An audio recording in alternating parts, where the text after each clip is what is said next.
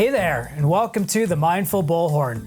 I'm your host, Justin Whitowich, CMO at Borshoff, where it's our purpose to help people and brands make an impact. Today we are incredibly excited and honored to be joined by our guest, producer, director, and filmmaker, Peter Ramsey. In today's conversation, we'll discuss Peter's love of comics and how he turned this into a passion for illustration and filmmaking.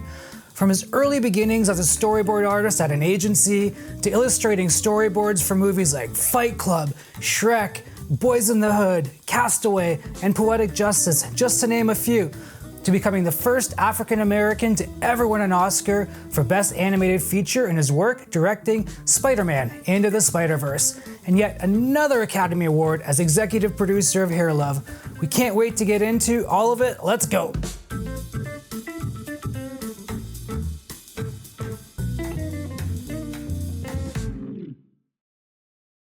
Peter, welcome to the show. So good to have you. Hey, it's my pleasure to be here. Thanks, man. I am one part excited, another part humbled, just going through your roster of all the films that you've contributed to, as a storyboard artist through directing and producing. Some of my favorite films. You're truly shaping and reshaping modern pulp culture. So it's a real honor to have you here and have this discussion with you. So truly appreciate it. Thank you. You make me sound a lot more impressive than I actually am. So I'll take it. So going back to your childhood and looking at some of the inspirations that got you to where you are today, I know that comic books played a big part in inspiring you to learn how to draw and become an illustrator. What are some of your first and early memories of comic books? Oh man, good question.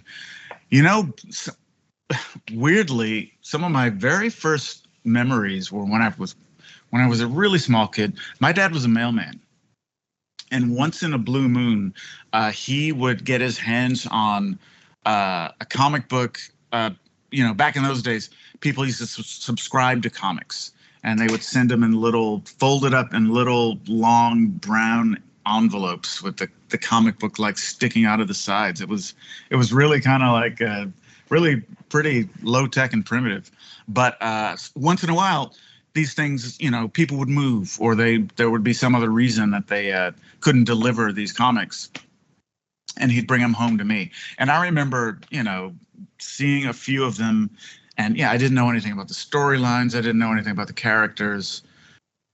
They were like, Marvel superhero comics, but there was something about them that, specifically those Marvel superhero comics, where they would tell these sort of long form serialized stories, and you would have to, it was like jumping into the middle of a TV series or a movie that you'd have to wow, there's this fascinating story going on. I don't know all the pieces, but the part I'm looking at is super interesting and intriguing. And that somehow made me feel like there was this larger world of this stuff that I didn't quite understand. So years later, when I started, I was always a big reader, and I hadn't discovered comics on my own until I was probably, I don't know, in middle school maybe, or about to start middle school, one of the two. And I found some. There was the only place you could find them in my neighborhood was an old liquor store, and they had a rack of comics that were these things were 3 or 4 years out of date. But, back then they cost $0.25 or 20 cents or whatever they were on the cover. And I discovered them, and I had that feeling all over again of this sort of expanded world that I only had access to one story at a time. So I kind of got hooked, and I would buy them whenever I could get them. Then I discovered, oh my God, there are actually comic book stores. So, it's probably the same journey that a lot of comics geeks go on. But that style of mainstream comic storytelling tapped into a lot of the things that really affected me about the movies and TV shows I really liked, which was emotion and character interaction, and beyond the super power stuff and the science fictional aspects. A lot of those comics are really more like soap operas. They're kind of soap operas for 12-year-old boys. I think that's the secret of them, and so it really got me interested in storytelling and narrative and character and all those other things through the medium of comics. I remember that feeling of it being like a soap opera, except you couldn't catch up on the storyline the next day. You had to wait a month until the next comic came out. Yeah, exactly. So there's so much anticipation. Yeah. So obviously lots of inspiration from that method of storytelling and comic books that likely led you to want to pursue a career within that realm. But what about your home? Was it a creative household? Did you get inspiration from who you were living with at home, a creative family? In a way, my dad had originally come out to LA in the late 50s. My mom came out around the same time. My dad wanted to be a jazz musician when he came out, and circumstances kind of intervened and made that, I don't know if it made it impossible, but I guess it seemed so to him at a time because he didn't. But he was always a huge lover of music. So all different genres of music he was really into. He got really into classical music. So there was a lot of Beethoven, a lot of Mozart, a lot of opera around the house that he was really into. And this was all sort of, he was sort of a self-taught classical music fan. He had studied music for a tiny bit in LA before he kind of had to give it up because my dad had left. He had left school early back in Baltimore. He had left school at age 16 to join the Army because his family was dirt poor. He wanted a job where he could have some money to send home, and he lied about his age to get into the Army. And when he had signed up for this music conservatory in LA, and it was going fine, but they called him into the office and said, "Sorry, Mr. Ramsey, we can't allow you to stay at the school anymore. You don't have a high school diploma." So Dad had to leave the school, had to, go back and get his GED and work at the same time. And he never found his way back to music studies, but he sort of did it on his own. And he, as I said, big fan of classical music, opera, also a huge fan of jazz, which was sort of had been his first love. So from a really early age, we had all kinds of music in the house. And I think a lot of that, and that was coupled with my mom. My mom was a big advocate of reading. Like she just, from my very first memories, I can remember we had books in the house, encyclopedias, kids storybooks, you name it. She really made sure that reading was part of my life from a very early age, and that I kind of laid the narrative thing on comics, but I was reading stories as a pretty young kid and already being swept up into that idea of storytelling and narrative. So that was sort of those two things, I think, for me, kind of combined to create not a literal creative education, but an atmosphere and an environment of creativity. It was like it kind of transported me, I think, in a way beyond beyond the life of our street or our neighborhood, where there wasn't too much going on that was exciting to me as a kid, at least, beyond playing football and basketball with my friends or whatever. But as far as the life of the mind and that, those things really sort of kind of fertilized the soil for me to take an interest in other things, because outside of that, the idea of art or the entertainment business or pursuing any of that as an actual job wasn't something that ever popped up as being feasible or within my reach. So related to that, when did you realize you were quite talented, really, really good at drawing and illustration, and it seemed much more feasible that there was opportunity for you to develop a career in creative as an illustrator? Well, I think probably when I was in middle school drawing my little, handmade comics with my friends, I was telling myself I was creative. But if I look back at that stuff now, I don't think I was actually more talented than anybody would be. I just hadn't quit. I just hadn't given up on it. So it was, a healthy portion of ego and stubbornness just kind of propelling me along, and a desire to be part of that world. Not ever really consciously thinking at that point that I could do it and make a living from it. I didn't have any. I didn't have any. I didn't have anybody to model myself on in my immediate surroundings, not in my family or in the neighborhood, that made a living creatively. So I didn't know you could do that. Everybody that I had access to just had a job and was, you're just getting by. My dad was a mailman, like I said. My mom was an educational aide at the school the elementary school that we went to in our neighborhood.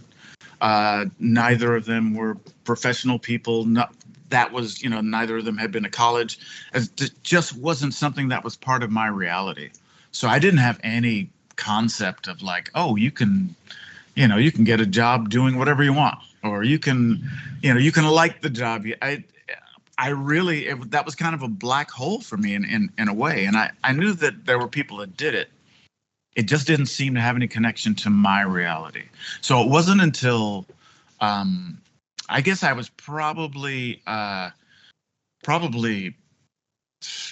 school, in high school going, by the time I realized, oh, people, people have jobs doing this stuff. These guys, they get paid to make comic books, and there's a whole, it's an industry. That concept, I was just beginning to kind of understand that it's as much a job as anything else. And and I've got to remind people listening to this that think I was some kind of backwards idiot living on a farm, that this was pre-internet.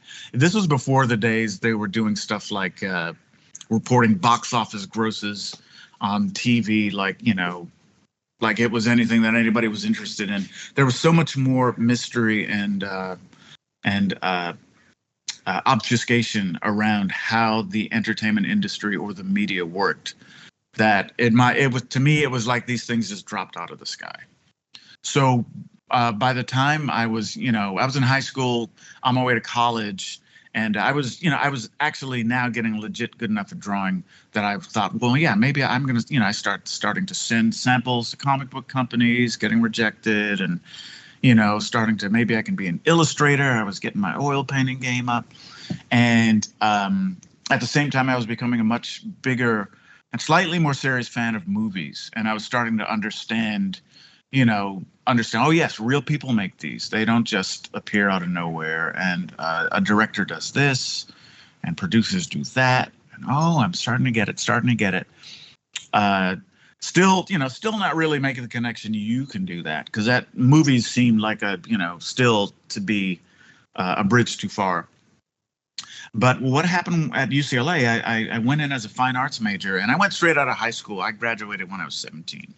So I was 17 years old going into UCLA, the fine arts program, and thinking I was, I'm going to really up my drawing and painting game, and I'm going to, get better and better. And my first day in studio arts class, the teacher goes, oh, this is going to be great. This quarter, I decided to teach this class in photograms.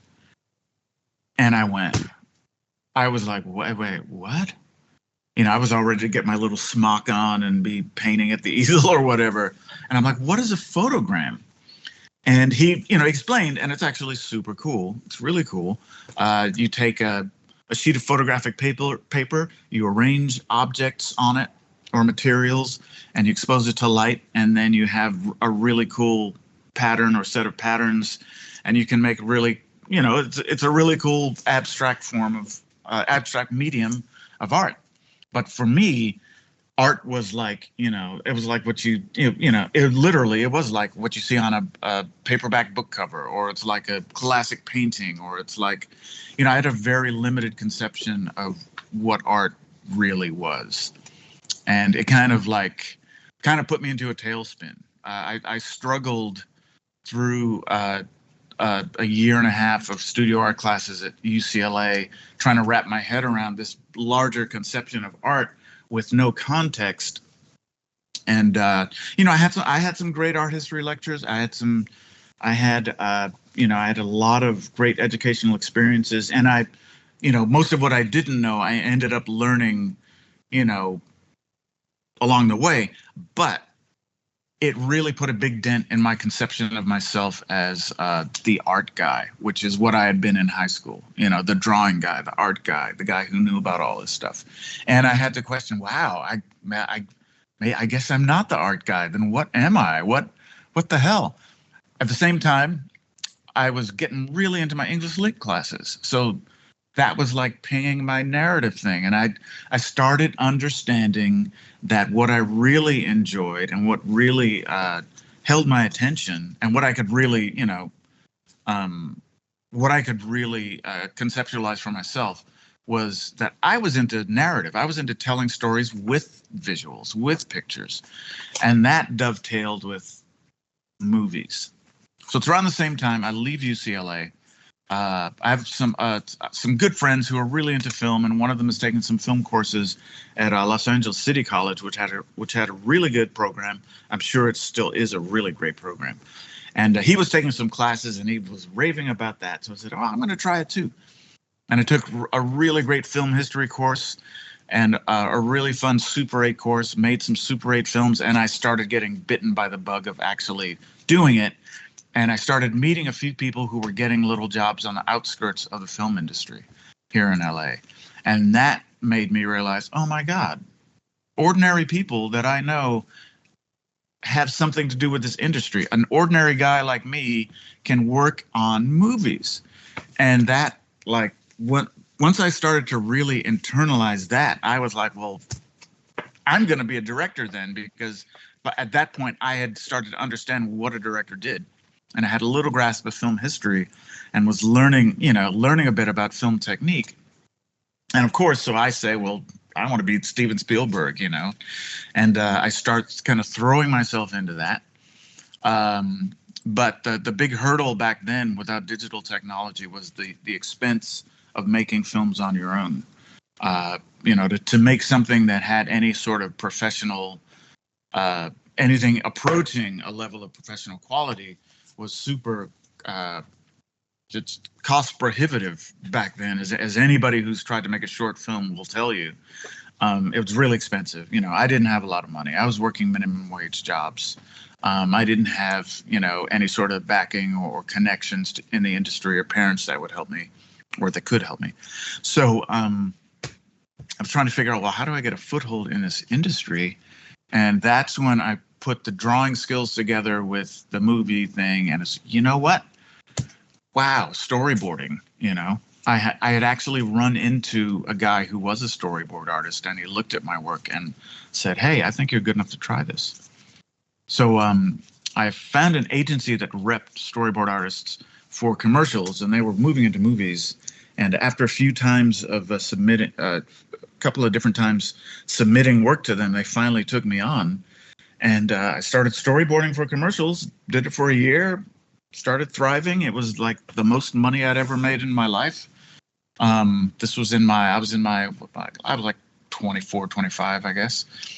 And up till that point, I'd been working steady minimum wage, and now I was like making a little more money. So that was nice. But I was learning a lot and working, starting to understand what working at a professional level was.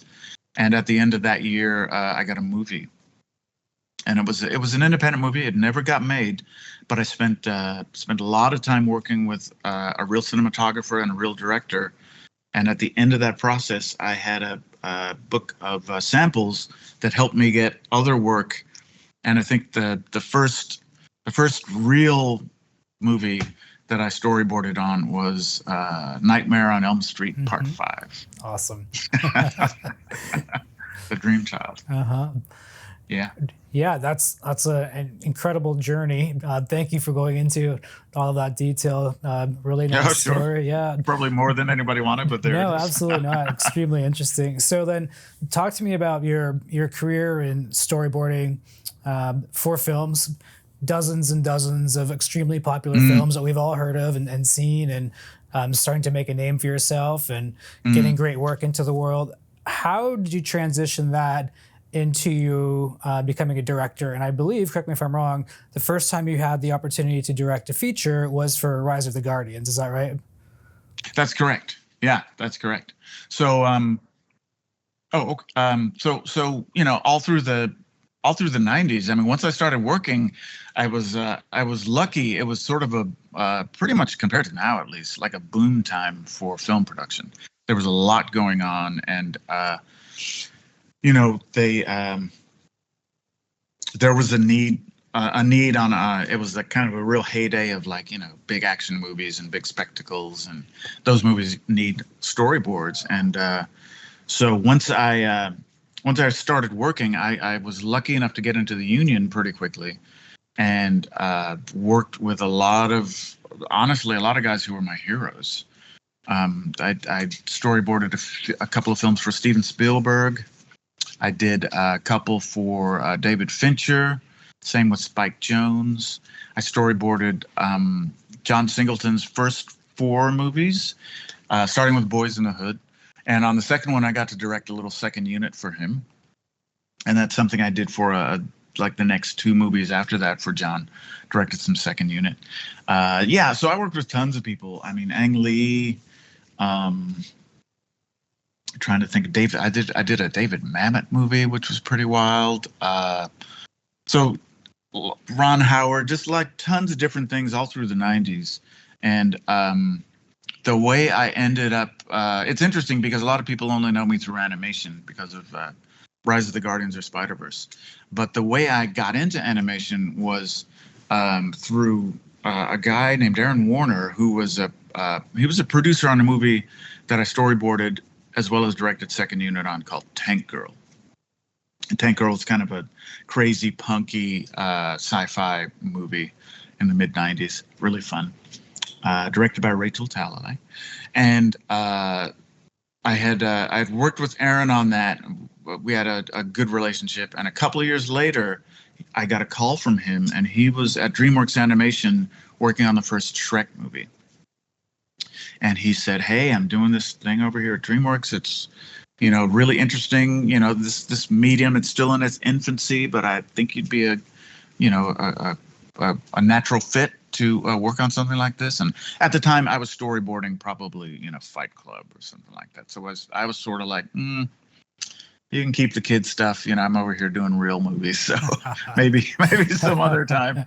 And of course, within the next couple of years, CG animation kind of explodes, and Pixar hits the scene, and it's just this explosion of creative stuff and great work happening. And I was kind of from the sidelines watching and starting to see, wow, there's this is super interesting, and the potential of it is really amazing. Still not really thinking myself of getting into it because I was focused on live action. I want to direct a live action movie. And so a couple of years after that, Aaron gives me a call again and says, "Hey, and by this time, the Shrek movies, they've won Oscars, they've made gazillions of dollars. They're, and he says, we're setting up the third Shrek movie, and I wanted to ask you again if you wanted to come and check this out and investigate the medium, because I think he'd be a great shot to direct one of these movies." So I said, "Yeah, I'll come out and check it out." And he had me over to the campus at DreamWorks Animation in Glendale, which it's a beautiful campus. And boy, especially back then, it was like a Shangri-La for anyone who was into animation, or if you were an artist or an illustrator, because it was I walked around there, and there's art lining the halls, and the artists have really, really nice, cozy offices, and there's water fountains, just this gorgeous place. And it felt like the greatest kind of art school college campus in the world, kind of. And I was like, this is amazing. And when you're working in live action and you're some kind of in the art department or whatever, you're lucky to get any in all your own office? Are you kidding me? You know, you're lucky to get a trailer that doesn't leak or whatever it is, or a closet that has an actual light bulb. So sorry, little earthquake over here. um, so I said, yeah, I'll check it out. You know, I'll see what this is like. You know, in my mind, I'm thinking, most live action gigs, it's like, 6 months, if you're there a year, that's a long one. And so I was like, yeah, I'll give it a little while and check out this animation thing. And so I started there, and in animation, what they call being a story artist is a little different from being a storyboard artist, as you have in live action. It's a different way of using drawings to tell the story, because in animation, your sketches, your drawings get cut together into an animatic, which is it's like watching a very rough version of the movie that's eventually going to be made. But you watch it like a movie. There's voices, there's music, the drawings. It's like a very crude, rough form of animation. So it was a different skill set for me to learn, but I kind of got bit by the bug, because there was it played a lot more into the side of me that's interested in writing, interested in narrative, and combining those two things in a fuller way than I'd been able to do in live action was something really appealing. And I just fell in love with the medium, once I understood what went into making it. And, I went from being a story artist on Shrek the Third to being head of the story department on another movie, Monsters vs. Aliens. Then I directed a little TV thing based on Monsters vs. Aliens. It was a little Halloween special. And that was sort of like a little rehearsal for me to see how I handled working with the studio system. And they liked it enough that they offered me the chance to direct an upcoming feature they had, Rise of the Guardians. And so I spent 3 years at DreamWorks doing that. And that was my first feature. It was an incredible experience. It's amazing. So Rise of the Guardians specifically, and I've heard you speak about this, that was your debut as a director, a lot of pressure, a lot on the line for you. And maybe to your standards, it wasn't quite the box office hit that you had hoped for. To a lot of people's standards. Well, now I've read a ton of reviews about the movie, not so much from critics, but from folks like me who watch the movie and have great memories of it from their childhood and absolutely love the storytelling. So, thank you. Yeah. But with this movie not being the box office hit necessarily that you had hoped for, being your first time directing, did you feel some pressure there? Did you start to feel a little bit of doubt? And how did you get through that and stay motivated and inspired to keep moving forward and find whatever was next for you? Yeah, it's a great question. I wonder sometimes too. But I think, it definitely wasn't easy making the movie, but I enjoyed the creative parts of it so much that my experience was a really happy one, a really pretty joyful one. And I felt, I felt like I was really where I should be, doing the job I should be doing. And, there were challenges, like it was really my first time working in the studio environment on that level. So there's a lot of, we were kind of coming in. We were actually the second creative team to try to tackle the story. So there had already been money spent. There had already been an attempt to get this movie off the ground. So, there was some pressure on us to kind of get it right. And, and it actually, everything seemed to be going great, and was testing really well. The studio was really happy. And our release, there was just some bad timing. I think Hurricane Sandy hit at the same time, which dampened the East Coast numbers. There was competition from a few other big movies. So it was like a weird sort of muted release. And, the reviews were mostly good. They were mostly good, a few mixed, but mostly really good. And it was a strange thing that, it was a big deal back then with the box office not really delivering what it should.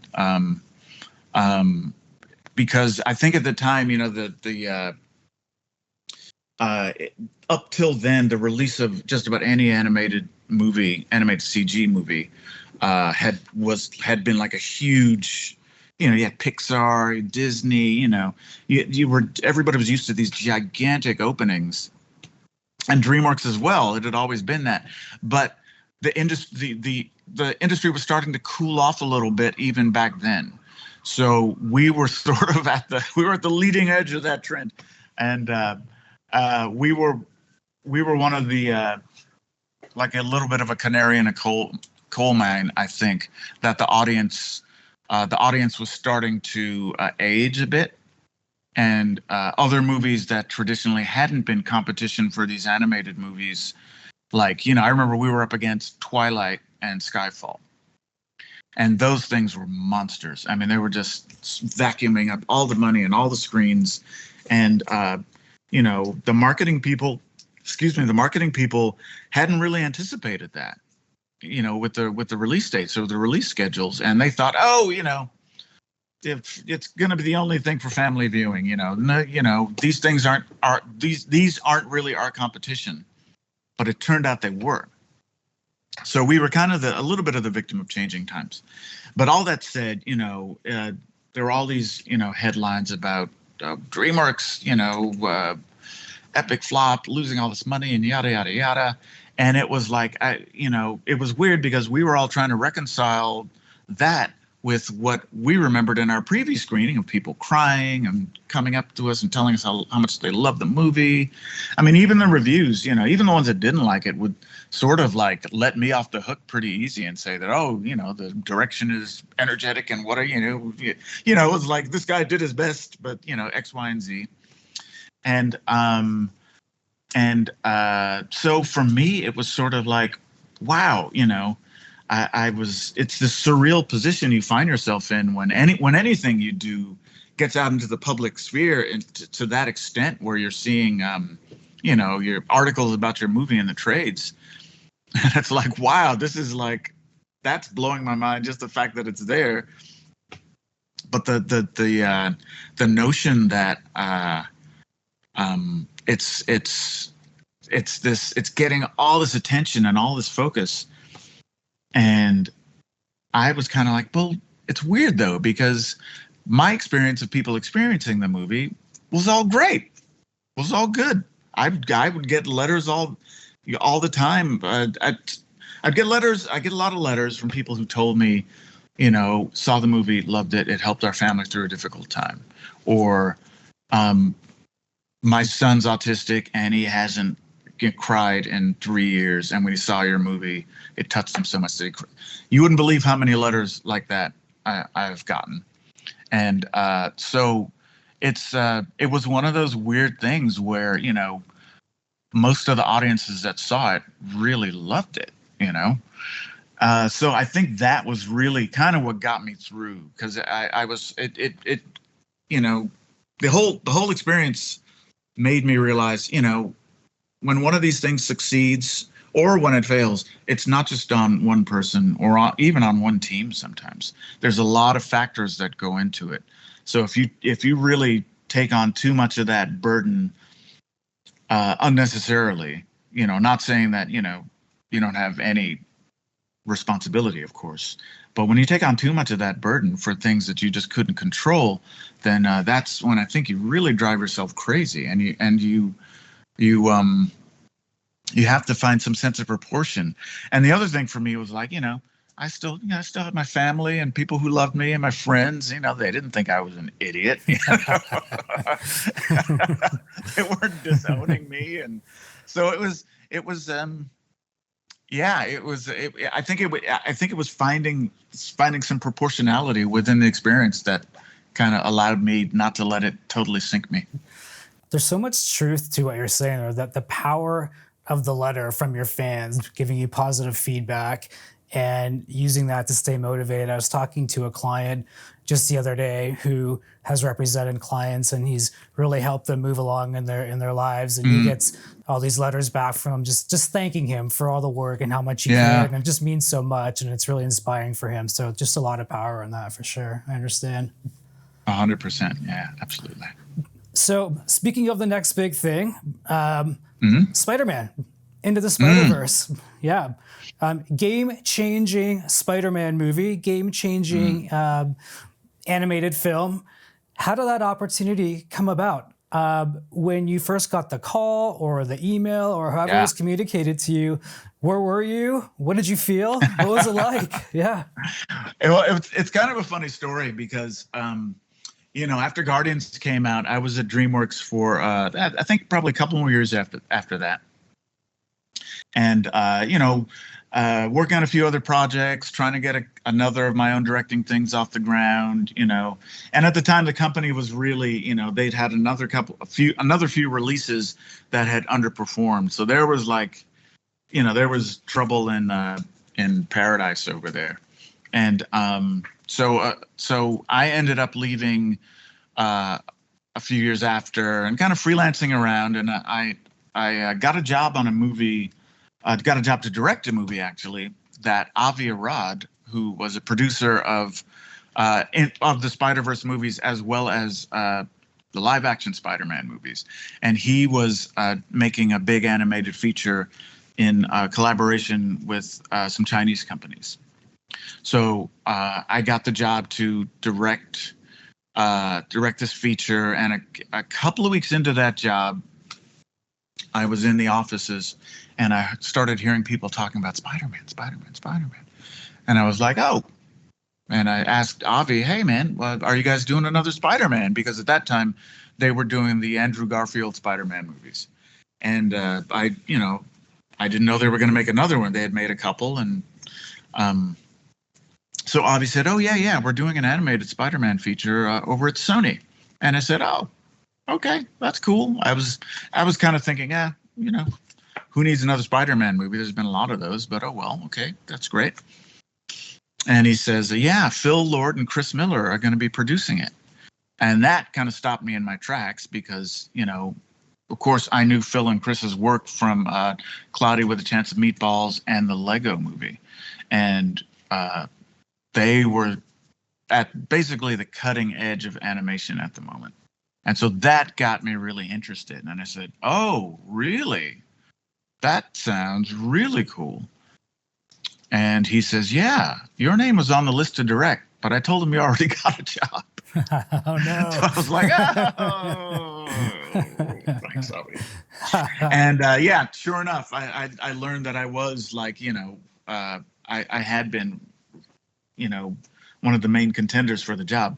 I found out a few months later that my good friend, Bob Persichetti, who I'd known from DreamWorks, and he was a brilliant guy, a really brilliant guy, got the job to direct the movie. And I was thinking, man, Bob plus Phil and Chris, this movie is going to be really something special with those guys, with that talent. So a little time passes, and the movie that I'm directing for Avi falls apart. One of the Chinese companies pulls out, and the whole thing collapses, like a lot of those co-productions did during that time. And almost right away, I get a call from Bob, who's working on Spidey, and he says, "Hey, I heard you're gonna have some free time on your hands. Would you like to come over and do some boarding on Spidey?" And I said, "Sure, I'd love to come and hang out and do that until something else comes along."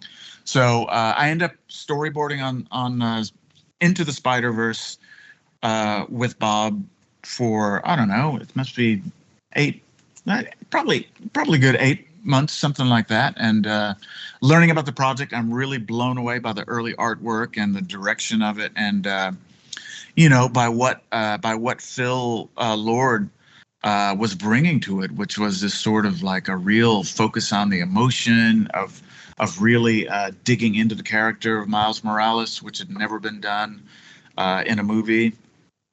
And there was just a real spirit to that thing that was really special. And as I said, Bob Persichetti, he's a brilliant storyteller and artist and writer in his own right. And what they were doing was really special. And I was, as a story artist, I was really getting to contribute to it and sort of like getting sucked up in it myself. And after that 8 or 9 months, they were starting to realize, with the schedule and with the scope of the project, we're really going to need more than one director. And they asked me to come on and co-direct with Bob. And I said, sure, I'd love it. And from that point on, I was director on Into the Spider-Verse. And it was like 2.5 years of like a marathon, but running it at 100 miles per hour. Amazing. So we were talking about earlier that the love of comic books, a lot of it is just getting lost in these new universes and learning about these new characters and these universes. And Spider-Man is as big as it comes when it comes to that notion. And you're going to be a part of bringing Spider-Man to life. But bringing Spider-Man to life in a brand new way. The first non-white Spider-Man, the first African-American and Latino Spider-Man. And this story has been told and retold thousands of times through comics, cartoons, movies. And there are super fans out there who love this universe and probably have certain expectations about who Spider-Man is and what Spider-Man looks like. And going into this movie, did you feel any of that? And what measures did you take to ensure that Spider-Man could kind of be true to its history, but also delivering Spider-Man and Miles Morales in a new, fresh, progressive way that was more culturally relevant? Yeah, that was really the singular challenge. And really, right from the beginning, I think Phil and Chris had sort of taken that head on and decided that, a lot of this movie had to be about the notion that what makes Spider-Man Spider-Man is something that transcends one person. Anybody can wear the mask. The potential for anyone who gets put in this situation to be a hero or to actually embody that role is there. It just depends on the character and the decisions of the person that the opportunity falls to. So that was baked into their conception from the very beginning, and it was really smart. And the other sort of strategy we had was, understanding that the audience knew and loved Peter Parker as Spider-Man. It had been almost 50 years of that character kind of inhabiting that place in people's minds.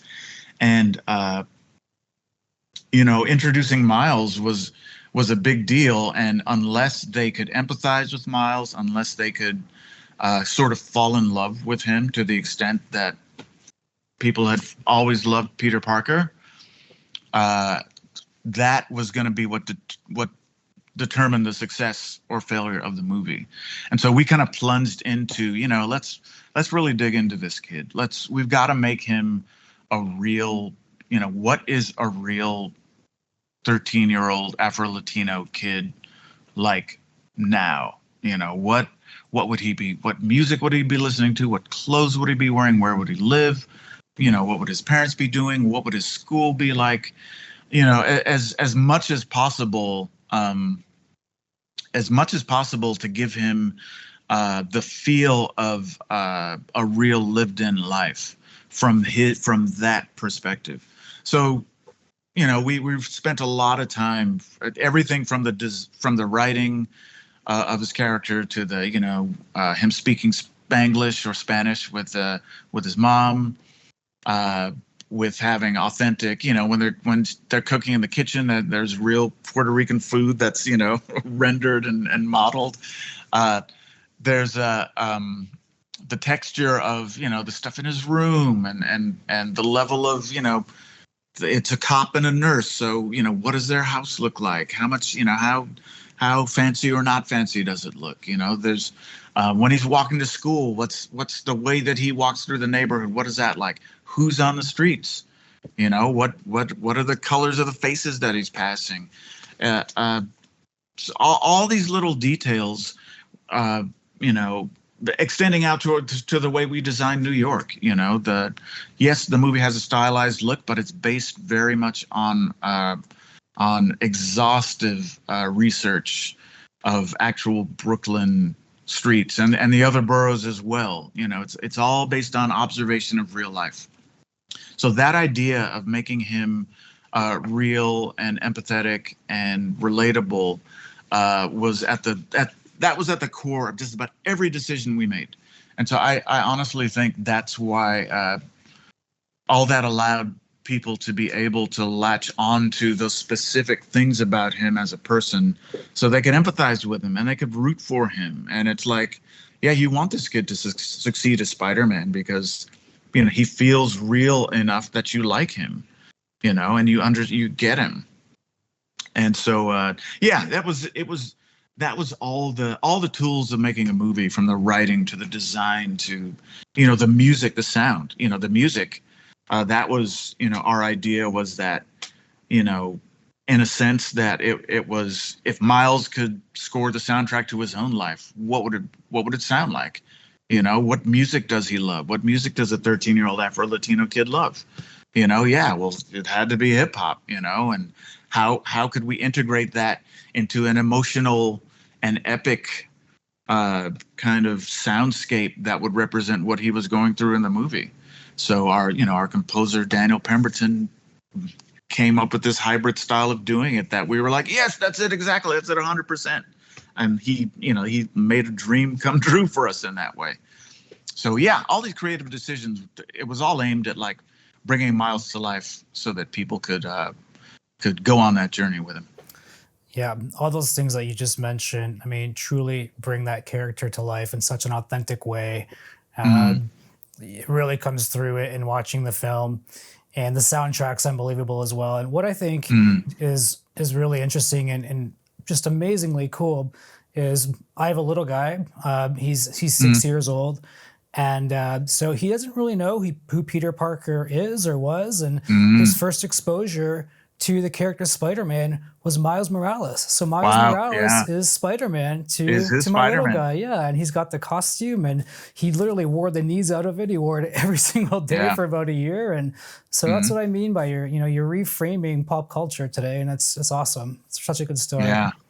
Yeah, and yeah, I think the other thing about it, the other part of the puzzle in the larger sense, if you get lucky enough to be successful making Miles somebody that people want to go on this ride with, but you also have to service the idea of Spider-Man and really, really, really tell a Spider-Man story. There's so many things in the lore and the history of the characters that we were able to touch on, but it was also just delivering on that core idea of, with great power there comes great responsibility, and making that part of the movie's DNA, and making it a movie about what it takes to be Spider-Man.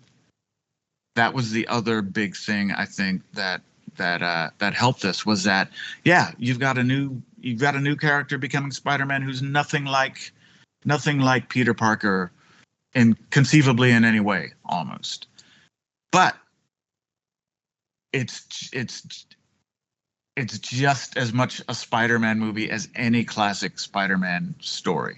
There's like the same things that go into making that character, or I should say, the things that went into making that character who he is and what he is, have not changed. And in fact, a lot of the movie literally is about that. It really is about what's at the core of this character. And and we just embraced it and didn't try to change anything really about Spider-Man. We dove as deeply as we could into it, and I think that's another big reason that we didn't run away from the source material. We made that the point of the story itself, and people felt like, yeah, this is a real Spider-Man movie. Absolutely. It was such a great balance. I want to talk a little bit about just the art direction and the style of the movie. And working at an agency, I get to work with a lot of creatives. And when that movie was first released, there was just so much conversation about Mm, how amazing the animation and the illustration right. was. So different, unique, cool. So just something that we had never seen before, and people loved it. So talk maybe a little bit about how that was conceived, how conceptually you came up with that look and feel, and yeah, we'd Mm, just love to hear more about that story. yeah.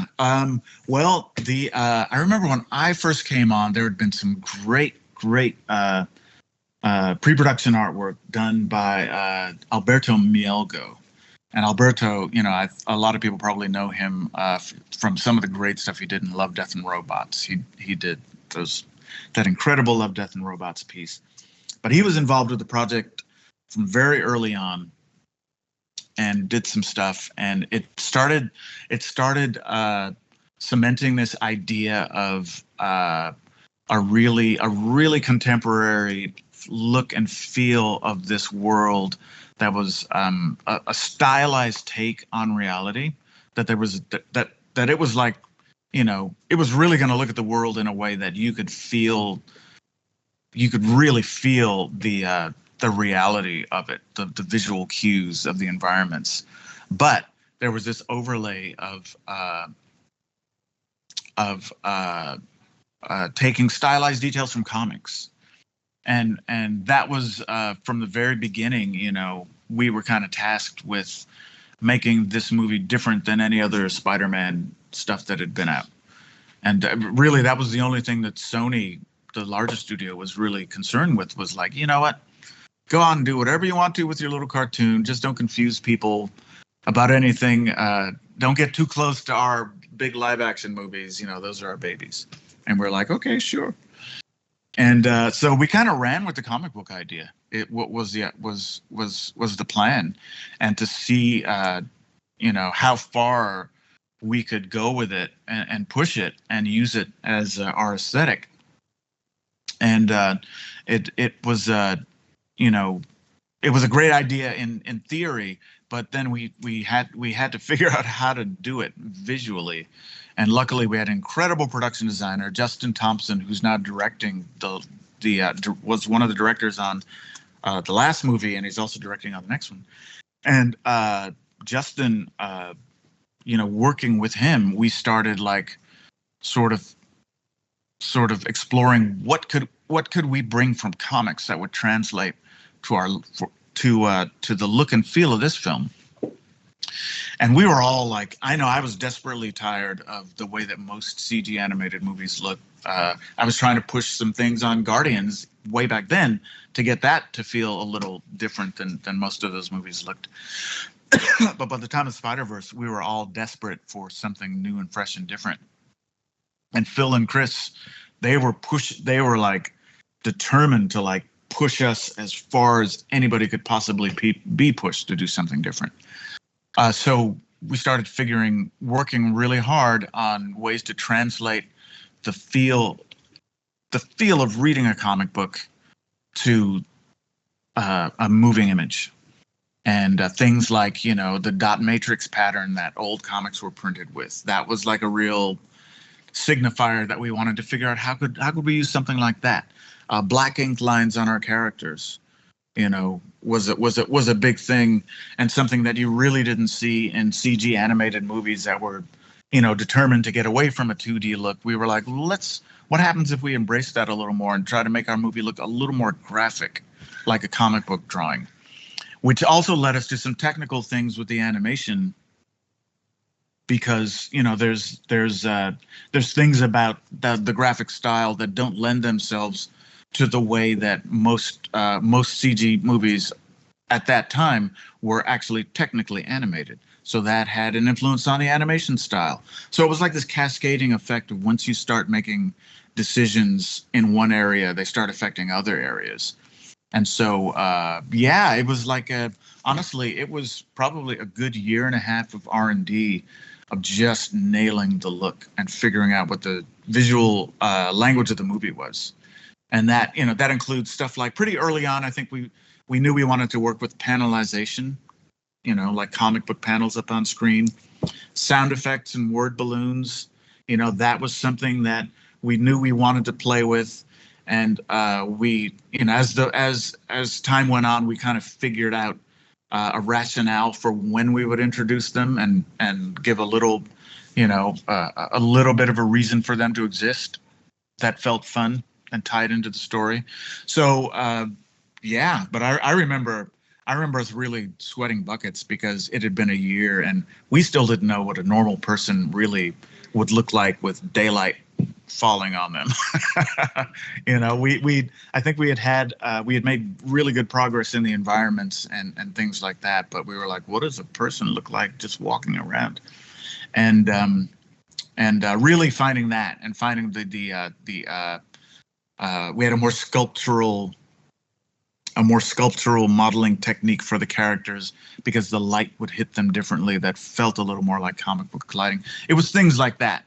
Took a long time to do, took a lot of experimentation, tons of trial and error, and a lot of new technical tools and new technical solutions that the guys at Sony ImageWorks had to figure out.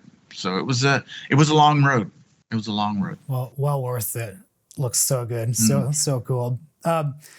So with the introduction of Miles Morales, what was your response from the African-American and Latino communities that they had a superhero that they could connect with? That was something we kind of knew that that was going to be a big deal. Obviously, or I'll say we knew it had the potential to be a big deal, and if we could really deliver on it. But I don't think any of us was prepared for how deeply it affected people, because I was a kid growing up. I didn't have a character like Miles on my TV screen when I was growing up. And I loved, Johnny Quest, Speed Racer, all this stuff, But the notion of having, a black kid in one of those shows, that was something once again, back then, what do you mean? They just don't do that. That doesn't exist. And I remember as we were working on Into the Spider-Verse, being in these digital daily sessions and watching images of Miles in these situations, and I'd feel a little pang, and I'd go, what is that? What's going on? And I started realizing, I think that might be your little inner child seeing something that he never got to see back then, and that I never even knew I missed. And feeling that reaction in myself, it really made me understand what a big deal it is for other people. Because for me, I'm so wrapped up, just like the rest of us all were, in just getting it right. Just making sure that we weren't screwing up the story, making sure we were communicating what we intended to, that we were doing the best we could. We were just desperate about getting it right. And, seeing the reactions and feeling the responses that people had to what we had done with Miles. And, I've got to say, everybody on our creative team was like totally dedicated to really doing our best by that character. It was really for me, it was really inspiring to see so many people want to bring him to life in the right way. And the wave of absolute love coming back has been like, I bet. It's overwhelming, man. Yeah. It's overwhelming. And people, these days, the idea of representation, and it's getting kicked around quite a bit, and it's taken its lumps. People think it's a cliche or a gimmick, but you see actual children and actual grown-ups so moved by being able to connect to something that they never really had before, and all that stuff really means something. It's a game changer. So I'm really proud of it. Congratulations. Yeah. It's Thank you. amazing. Thank you. Yeah. Well, I wanted to talk about just the creative industry and the industry I work in here at Borshoff, being an agency, and the creative industry overall. There is a need just to diversify our talent community, to be more representative of the real world, of the real people who consume film, who consume comics, who consume products. So that is something that the industry needs to continue to work harder on. And I believe there's almost two things going on, and I'd love your take on it. The first, I'll speak for the agency world. We need to make the industry more attractive to a diverse community, meaning we need to motivate people to want to come and do work that is relevant to their values within their communities. That's number one. Number two is we need to make it more attainable and create more opportunities for maybe an underserved population when it comes to the creative industry and creative careers. So in how we do that, I think we have to think a little bit more about non-traditional ways to train, to coach, to educate, and bring the underrepresented into this world, and show them that there is an opportunity, and show them that there is opportunity here to do really good work that's going to align with your values. So I'd love your take on that. And then secondly, what are things the industry should be doing to help all cultures get involved with the creative community, training them and providing opportunities to really diversify the creative community coming up right now? Yeah. Oh, wow. Yeah. Big questions. A lot of people have been trying to figure those out. It's a big, it's a big thing to try to tackle, that's probably one of the first things to grapple with is like, look, you can't solve everything and you can't change everything right away. But I can, looking back from my perspective, my level of awareness of even the possibility of being able to do any of this stuff in the first place was so limited. I mean, it just wasn't there. I mean, I didn't know the opportunities existed. So I think that's still to this day, even in this day and age, I think that's a big part of the issue, is that, a lot of these communities, there's not a tradition of that sort of career path or that kind of work being recognized as something that most people can actually do or relate to. So I think finding ways to educate people earlier about the possibilities of that. I know there's a few people, investing in trying to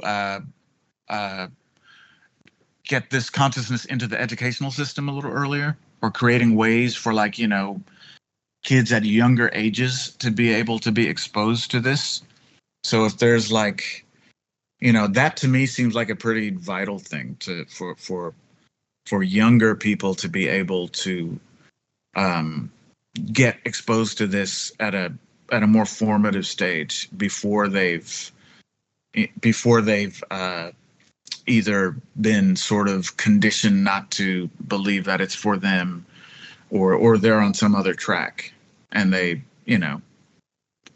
there's so many people, of all kinds, honestly, kind of stuck in lives that, had they only known about this alternative that really may have suited them a lot better, they could have had an entirely different career, an entirely different life. So finding ways to give people access or some kind of outreach that happens earlier, I think is a big part. I think, the other, you kind of mentioned, helping people connected to their own value system and their own sense of, what's relevant in their lives. I mean, that sounds really important and really great. It's a little And I also understand it from the other side of, well, you can't tailor make something for everybody. That's just not how the real world works. But there's got to be some way to, in this, within this outreach or whatever it is, that people understand that they do have a place in this particular industry, and that there's a place, there's a place in their world for it, that it has some meaning. It doesn't have to be just, servicing a company. It can be something deeper than that, because I think what a lot of people, particularly young people, whether they know it or not, a lot of them are looking for something that's got some meaning. So if there's anything that can sort of like convey some of, what that more substantial part of it might be, I think that would help a lot. I think in practical terms, yeah, probably a lot of this translates into greater outreach, maybe earlier intern programs that would, benefit younger people, that are like, maybe they can be kind of lower stakes, but also could be really educational. I guess within the working sphere, it's just, there's a lot of, I think, it's a difficult thing. We're talking about really making an effort to change something societally, so that just on its own merits, I think, kind of means you've got to go a little above and beyond, and I think it means in the day-to-day of, taking a new person on, maybe it's going to be some extra training, maybe it's going to be a little more patience, maybe it's going to be stronger mentoring. A personal touch, I think, goes a long way with helping people who feel like, they might not be welcome, and they feel a little isolated and vulnerable in this different professional environment, and that can be really alienating. It can be really intimidating. So whatever way there is to treat somebody as a person in their own right, and recognize where they're coming from and the challenges they may have, I think that too. It's I guess I'm kind of I'm kind of saying it's more than just handing someone the opportunity. It should be enough just to do that, but people have to face the reality of the situation, that there's been a lot of there's a lot of things entrenched, and there's a lot more than just suddenly you can't just give somebody the keys to a car keys to a Ferrari who's just learned to drive a few days ago and expect them to be successful, and to punish them if they're not. There's nothing wrong with helping someone. Yeah. Oh, really good advice. Yeah, we appreciate that. The whole industry appreciates that. So thanks for that. Wrapping up here, just a couple more questions.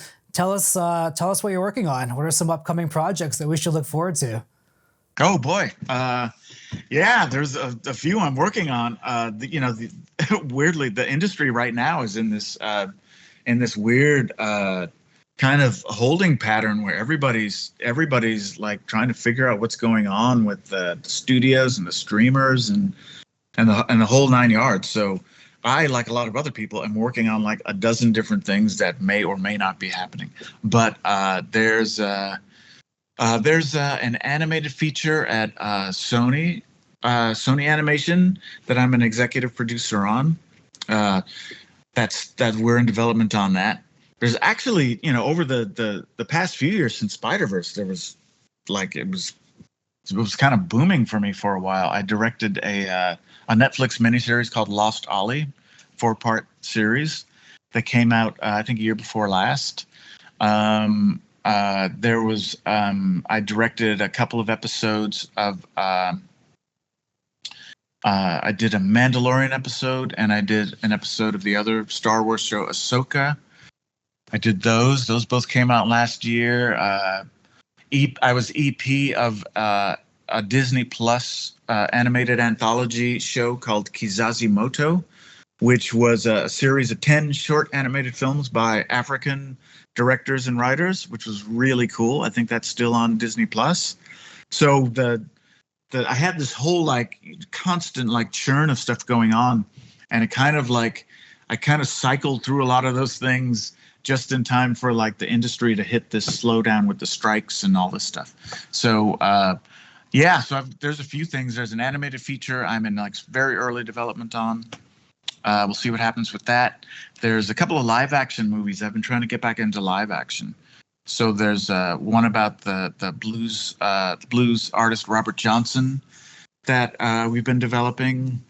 There was a supernatural thriller that I wrote trying to push that forward. It was at Paramount for a little while.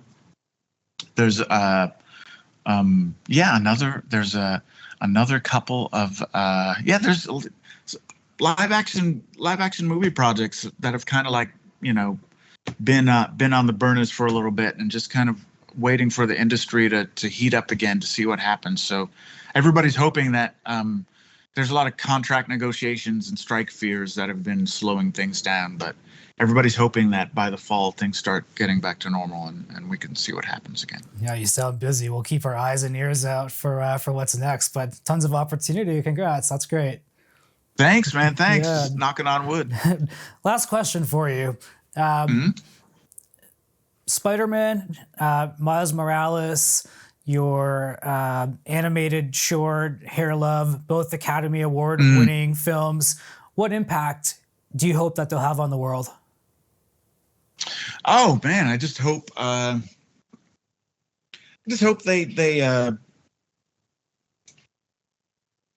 I just want them. I just hope people can be emotionally engaged and sort of have a feeling of something that has a little bit of relevance in their life in one way or another. It doesn't have to be because they're the same ethnic background as the character on the screen, or that if they just relate to them in purely human terms. That's all I'm really looking for. That sense of shared emotion and shared sense of humanity. That people can get that feeling that they're not alone. That the things they're feeling that resonate with them, with these characters and these stories, are the same things that people all over the world resonate and feel. So in that way, going beyond like any specific lesson or anything that any one of these things might have, it's just that it really is just that it's like giving people an opportunity to share in a collective feeling of humanity with other people. It would have to be the really basic thing. Yeah, and I think both those films absolutely accomplished those. They both touched me, both incredible pieces. You've done amazing work. Like I said, it's humbling to speak with you, and we certainly appreciate it. Really, really enjoyed the conversation, Peter. Can't thank you enough, and we wish you the best of luck in everything that you're working on. Thanks so much, man. Likewise, it was a great talk. I really enjoyed it. Awesome. Thank you. Wow, what a great conversation with Peter. Thanks to all of you for listening or watching. Be sure to subscribe to our YouTube channel or follow the Mindful Bullhorn on your favorite podcast platform. We'll see you guys next time.